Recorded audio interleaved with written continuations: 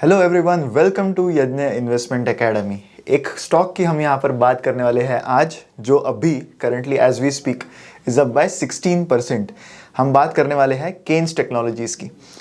बात इस स्टॉक की मेनली यहाँ पर अभी क्यों करनी ज़रूरी है, बिकॉज ये स्टॉक करंटली ऐसे वैल्यूएशंस पर ट्रेड कर रहा है कि जनरली ऐसी मूव एक्सपेक्टेड नहीं होती। बिकॉज अगर कोई अच्छी ग्रोथ की कंपनी है जिसके वैल्यूएशंस ऑलरेडी ज़्यादा है, तो ऐसे में in spite of a good result company के जो स्टॉक है उसमें मूव्स जो है वो इतनी ज़्यादा नहीं दिखाई देती, लेकिन 16% की मूव यहाँ पर दिखी है। एंड इसी को एनालाइज करने वाले हैं हम through the lens of their Q4 results जो कल डिक्लेयर हुए थे। तो चलिए समझते हैं कि क्या क्या ऐसी चीज़ें थी जो स्टॉक मार्केट को इतनी पसंद आई अबाउट देयर रिजल्ट, जो स्टॉक आज इतना ज़्यादा ऊपर रहा है। तो जस्ट अ कंपैरेटिव एनालिसिस, हम Q4 को एनालाइज करेंगे with Q4 of FY23 and FY24 को भी FY23 से एनालाइज करके देखते हैं। So Kaynes technologies basically EMS sector की कंपनी है, इलेक्ट्रॉनिक मैन्युफैक्चरिंग करना कंपनी का काम है। एंड ये बहुत सारे सेक्टर्स को केटर करती है। आगे हम वीडियो में देखेंगे कि कैसे कैसे इनका सेक्टर मिक्स है। लेकिन अगर आपने सेमीकंडक्टर्स पर एंड केन्स पर जो प्रीवियसली हमने वीडियोस बनाए वो अब तक नहीं देखे हैं, तो मैं उनके लिंक्स आपको डिस्क्रिप्शन में दे दूंगा, वो जरूर देखिएगा, जहां पर हमने बहुत डिटेल में इस सेक्टर को जो है वो एनालाइज किया है। ये सेक्टर देखना अभी क्यों जरूरी है, बिकॉज इंडियन गवर्नमेंट से लेके पूरी इंडस्ट्री का मैन्युफैक्चरिंग पर अभी जो इम्पेटस है वो बढ़ गया है। मैन्युफैक्चरिंग पर जो जोर है वो बढ़ गया है, गवर्नमेंट की तरफ से ही बढ़ गया है। And electronic manufacturing as a whole sector currently is in such a space जहां पर जो ग्रोथ है यहाँ पर जो एक्सपेक्ट की जा सकती है वो काफ़ी ज़्यादा है। तो इन चीज़ों की बात हमने उस वीडियो में की है। इस वीडियो का स्कोप हम मेनली इस पर ही रख रहे हैं कि Q4 के रिजल्ट्स कंपनी के कैसे रहे। तो रेवेन्यू फ्रॉम ऑपरेशंस कंपनी के लिए 637 करोड़ रहा इस क्वार्टर में, which is a 75% increase on a year on year basis. Even quarter on quarter basis पर 25% का रेवेन्यू ग्रोथ इस क्वार्टर में दिखा है। एबिडा अगर हम देखें तो मार्जिन्स थोड़े से कम हो गए हैं compare two year on year quarter, लेकिन ओवरऑल एबिडा भी 60% से बढ़ गया है। जो क्वार्टर ऑन क्वार्टर मार्जिन्स है उसमें भी मार्जिन एक्सपांशन वहाँ पर भी दिखा है। एंड पैट मार्जिन्स भी काफ़ी अच्छे से बढ़ते हुए नजर आए हैं। 97% से कंपनी का प्रॉफिट आफ्टर टैक्स बढ़ा है on a year on year basis. वहीं अगर हम FY24 को कंपेयर करें विद FY23, तो यहाँ भी रेवेन्यू 60% का ग्रोथ दिखा है, एबिडा में 51% का ग्रोथ दिखा है, प्रॉफिट आफ्टर टैक्स में 93% का ग्रोथ दिखा है। तो ओवरऑल अगर हम कहें तो these have been phenomenal numbers for the company. Overall FY24 भी बहुत अच्छा रहा, Q4 भी बहुत अच्छा रहा। एक्सपेक्टेशन थी Q4 की अच्छा रहेगा। Q3 का जो कॉन कॉल था वहाँ पर मैनेजमेंट ने ऑलरेडी कहा था कि Q4 they are expecting to be a very good quarter for them, but in spite of that इस तरह की ग्रोथ जो थी वो शायद एक्सपेक्टेड नहीं थी मार्केट्स को कि इतनी ज़्यादा ग्रोथ देंगे। मे बी 50-60% की ग्रोथ आएगी रेवेन्यूज़ में, प्रॉफिट में, वो एक्सपेक्टेशन थी। बट प्रॉफिट्स ऑलमोस्ट डबल हो गए हैं कंपनी के on a year on year basis for Q4 quarter. तो ऑन दैट नोट वो जो इंक्रीज था वो ऑन अ पॉजिटिव साइड ज़्यादा था rather compare to the expectations जो मार्केट की थी। तो जो नंबर्स दिए हैं उसके पीछे क्या क्या चीज़ें हैं वो अब समझते हैं। Revenue mix FY24 versus FY23 अगर हम देखें कि किस सेक्टर्स से कंपनी का जो रेवेन्यू है वो आया है, तो यहाँ पर आप देख सकते हो कि ऑटोमोटिव सेक्टर जो था, जो 38% ऑफ द रेवेन्यू कंट्रीब्यूट कर रहा था FY23 में, वो अब 29% रेवेन्यू कंट्रीब्यूट कर रहा है। सो ऑटोमोटिव सेक्टर पर डिपेंडेंस थोड़ा सा कम हो गया। ऑटोमोटिव इंडस्ट्री ऐसी इंडस्ट्री है जहाँ पर मार्जिन उतने ज़्यादा अच्छे नहीं होते फॉर इलेक्ट्रॉनिक मैन्युफैक्चरिंग प्लेयर। इसके भी डिटेल्स आपको जो हमारा सेमीकंडक्टर का वीडियो है वहां पर आपको समझ में आ जाएगा कि एंड यूजर इंडस्ट्री कौन सी है, उस पर मार्जिन कैसे डिपेंड करते हैं एंड कौन से इंडस्ट्रीज है जहां पर मार्जिन ज्यादा होते हैं इस सेक्टर में। तो वो भी हमने वहां पर काफी डिटेल में कवर किया है। जो सेगमेंट ज्यादा बढ़ गया है इस साल, that is the industrial segment that includes the EVs. So 27% जिसका कंट्रीब्यूशन था FY23 में, वो अब 48% हो गया है। तो क्लियरली रेवेन्यू ग्रोथ जो आई है वो इस सेक्टर से बहुत ज़्यादा आई है इस फाइनेंशियल ईयर में, इतनी ज़्यादा कि 27% से 48% टोटल कंट्रीब्यूशन हो गया है with in the companies revenue.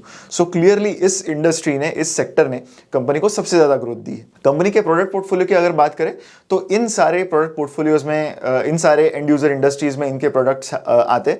जो EMS कंपनी होती है वो बेसिकली इलेक्ट्रॉनिक जहाँ पर भी इन्वॉल्व है, इलेक्ट्रॉनिक्स जहाँ पर भी इन्वॉल्व है, उसको जो है वो मैन्युफैक्चर करने का काम करती है। इट्स काइंड ऑफ अ सब कॉन्ट्रैक्टिंग जो एक एंड यूजर इंडस्ट्री जो है वो देती है। सो फॉर एग्जांपल अगर कोई एसी मैन्युफैक्चरर होगा तो वो उसके पीछे के जो इलेक्ट्रॉनिक्स है वो केन्स या फिर एम्बर जैसे कंपनीज को सब कॉन्ट्रैक्टर काइंड ऑफ अरेंजमेंट पर देते हैं। एंड ये जो कंपनी जो स्पेशलाइज करती है बॉक्स बिल्ड कैपेसिटीज बनाने में या फिर जो बड़े मशीन्स आते हैं उसका इलेक्ट्रोनाइजेशन पूरा करने में, पीसीबीज बनाने में, प्रिंटेड सर्किट बोर्ड्स बनाने में, तो ये इनका मेनली जो है वो मोट यहाँ पर होता है। ये सारे इंडस्ट्रीज में वेरियस प्रोडक्ट्स केन्स कंपनी यहाँ पर बनाती है। ईएमएस कंपनीज में टिपिकली होता ये है कि जब ये कंपनीज हायर ग्रोथ फेज में होती है तब वर्किंग कैपिटल रिक्वायरमेंट्स इस कंपनी में बहुत ज़्यादा होते हैं। आपका बहुत सारा पैसा जो है वर्किंग कैपिटल में अटकता है, आपके पास इन्वेंट्री बहुत ज़्यादा होनी चाहिए, आपके जो कस्टमर्स है वो अदर बिजनेसेस है एंड ये बिजनेसेस जो है वो आपको डिलेड पेमेंट्स देते हैं, क्योंकि generally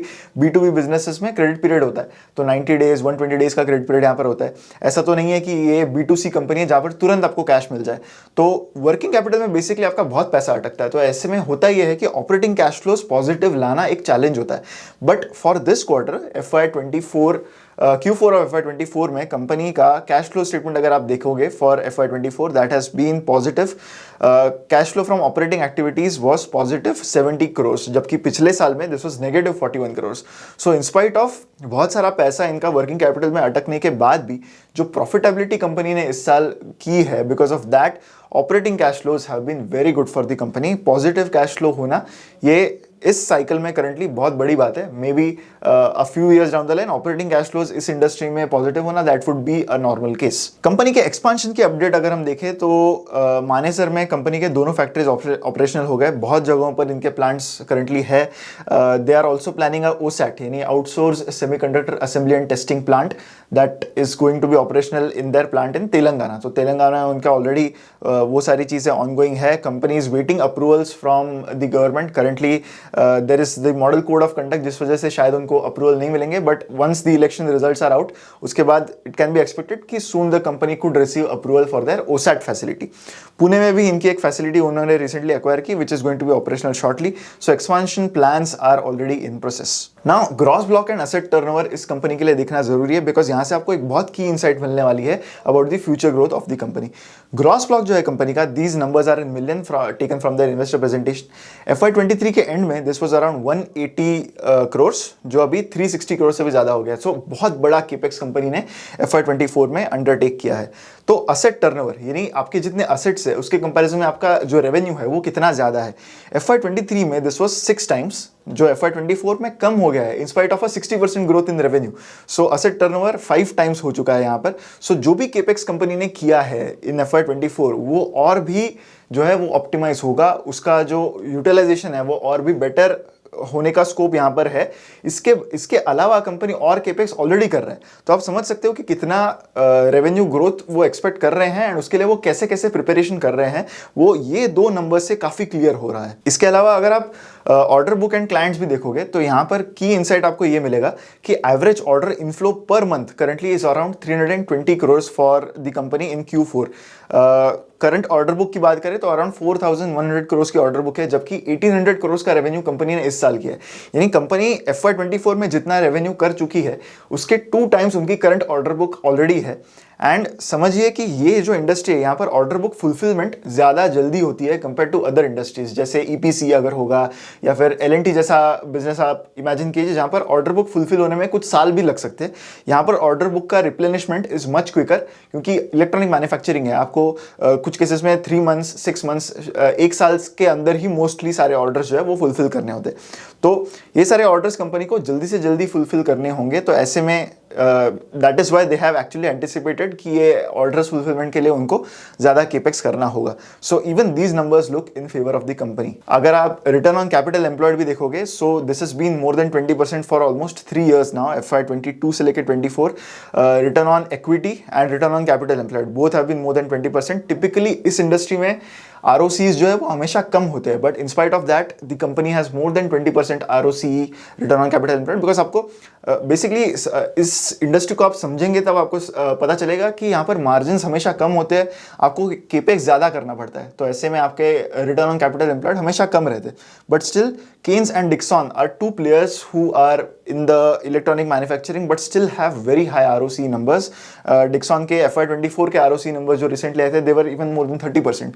So these two companies are definitely the ones जो execution काफ़ी अच्छे से कर रहे हैं, and management की जो execution capability है वो reflect करती है उनके ROCs and ROE numbers से. So there is no surprise कि why these two companies are such which are valued so highly by the stock markets. Premium valuation इनको इसी वजह से मिलता है। लास्टली वैल्यूएशंस पर अगर हम जाए तो ये स्टॉक हमेशा से प्रीमियम वैल्यूएशंस पर ही ट्रेड करता आया है। मीडियन पी इसका जब से कंपनी लिस्ट हुई है तब से 120 रहा है।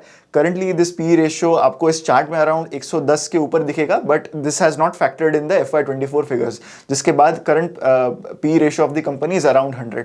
सो company still continues to trade at premium valuations, but उस वैल्यूएशंस का रीजन यही है कि वो जो ग्रोथ जो कंपनी गाइड कर रही है उससे ज़्यादा वो करंटली डिलीवर कर पा रहे हैं। एंड ऐसे में अगर company announces revenue growth of more than 70-80%, तो obviously even on higher valuation multiples the stock market is going to reward the company. इनके ओसैट रिलेटेड चीज़ों पर कुछ क्लैरिटी अभी भी अवेटेड है, जो उनके कॉन कॉल्स में आएगी। At the time of making this video उनका कॉन कॉल अभी होना बाकी है। Soon the con call is going to happen, and उसमें अगर कुछ की इनसाइट्स आते हैं then we will convey those to you as well in subsequent videos. So that was it for this video, जहां पर हमने केन्स को समझने की कोशिश की कि क्यों ये स्टॉक आज 16% से अप रहा है eight the time that I am making this video.